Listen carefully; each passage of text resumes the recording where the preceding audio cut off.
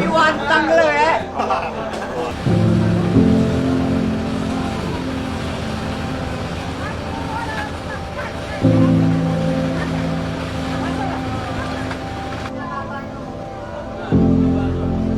Pantauan itu asal katanya memanggil, ngajak.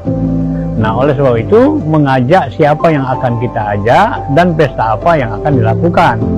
Jadi tergantung kepada acara yang akan dilakukan.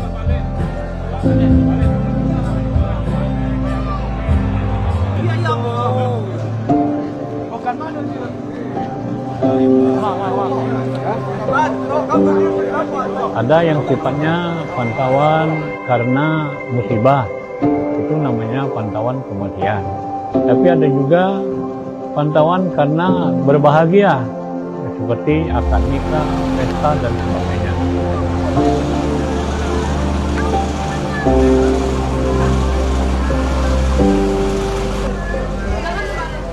Salah satu pantauan yang lazim pada zaman dulu adalah di mana orang-orang yang sedang melaksanakan persiapan akad nikah dan sudah lakukan, maka biasanya besan-besan itu datang ke kampung yang tempat dia membesan itu, ditampung oleh adik sanak tetangga yang tempat dia datang.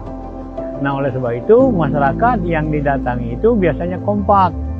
Masing-masing, kalau bahasa kami, ahli nyembelih itu bermasa. Ahli nyembelih bermasa itu tetangga ini sudah siap dengan untuk menampung siapa. Mungkin yang pertama diajak itu adalah pengantin. Pengantin diiringkan, ada namanya ngiring pengantin. Terus berkeliling di tetangga sehingga cukup puas. Kadang-kadang sudah capek, masih ada orang yang manggil lagi, Nah, itu kalau pengantin. Tetapi kalau tetangga yang nunggui, arti nunggu itu yang datang untuk menghadiri acara itu pada hari nyembelih namanya. Nah, ini juga diundang. Ya, diundang oleh tetangga-tetangga supaya bisa ditampung makan di situ. Jadi dengan sendirinya tidak susah ahli rumah itu menyiapkan terlalu banyak, tapi para adik sanak yang datang itu dia diajak oleh tetangga sekitar untuk berputar-putar makan, berpindah-pindah tempat, berbagi-bagi. Akhirnya hampir hari itu selesai dan kadang-kadang tidak lagi diperlukan dia makan di rumah pangkal istilahnya. Ya, rumah pangkal menyiapkan untuk persiapan akan resepsi dan sebagainya. Ini prosesi daripada pantauan tadi. Ada yang sifatnya begitu. Ya.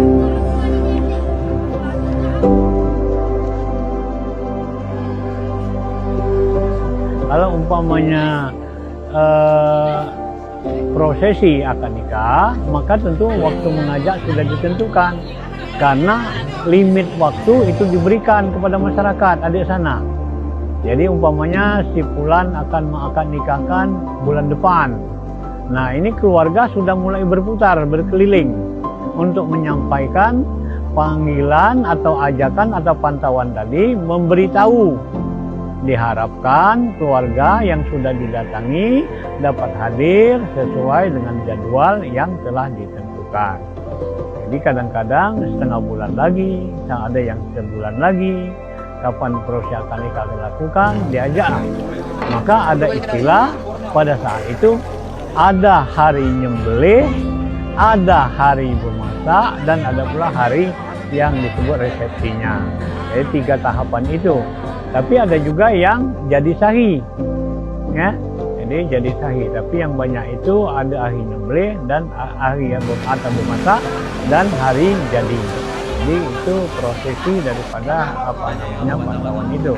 Jadi dengan adanya diberitahu itu, jadi lingkungan adik sana masyarakat sudah tahu, sudah siap-siap kapan kita hadir dan tata caranya bermacam-macam.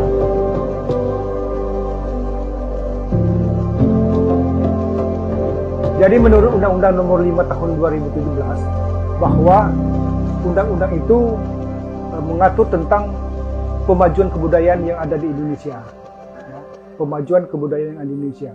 Salah satunya adalah bagaimana cara pemerintah daerah untuk mempertahankan, kemudian melestarikan budaya-budaya yang ada di suatu daerah, sehingga budaya dan adat istiadat itu tidak menjadi hilang.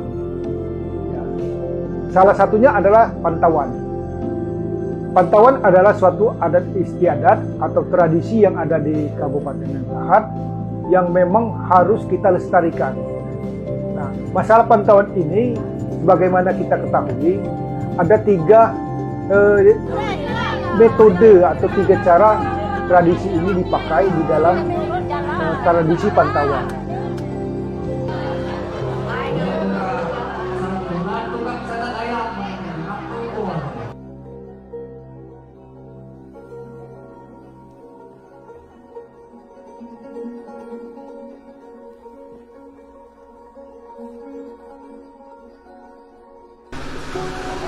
Nah, pantauan yang pertama adalah pantauan bunting.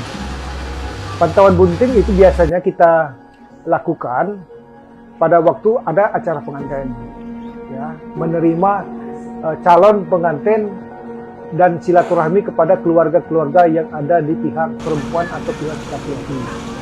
Kemudian pantauan kematian.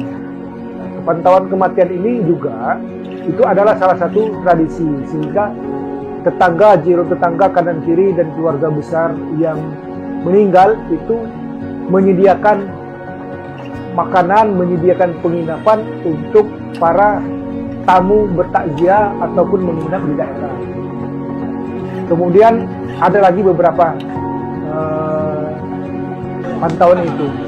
Yang jelas bahwa pemerintah daerah mendukung pelestarian kebudayaan, khususnya pantauan ini.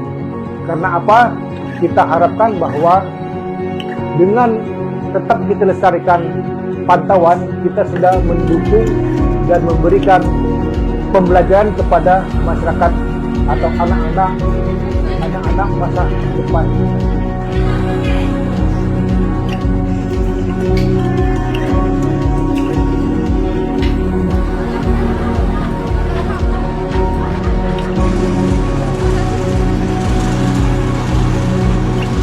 Pemerintah daerah Kabupaten Lahat melalui Dinas Pendidikan dan Kebudayaan itu berkomitmen untuk tetap melestarikan dan menjaga adat istiadat yang ada di Kabupaten Lahat, terutama adat istiadat dan tradisi tentang pantauan.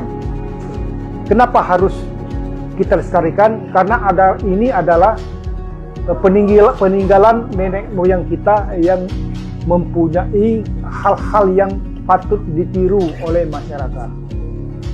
Kemudian, Dinas Pendidikan dan Kebudayaan juga berkomitmen tetap memberikan anggaran kepada hal-hal yang berkenaan dengan budaya, baik itu pantauan, adat istiadat yang lainnya, ya.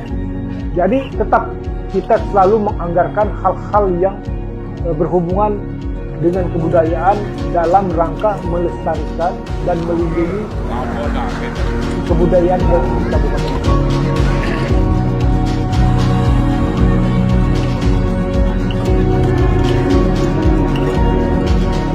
Dan lembaga adat mengharapkan kepada masyarakat Kabupaten Lahat ini harus dijaga, karena menjaga adat istiadat adalah kunci keselamatan bersama, sehingga terpeliharalah sopan santun, bagaimana cara kita menjaga hubungan baik antar masyarakat, antar tetangga, antar marga dan sebagainya.